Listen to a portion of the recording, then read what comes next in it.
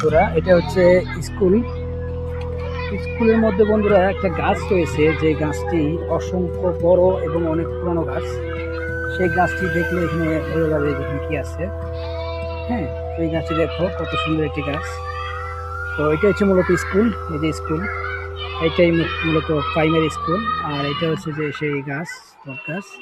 ঠিক আছে, এই যে স্কুলে কিন্তু ছেলে মেয়ে পড়ে।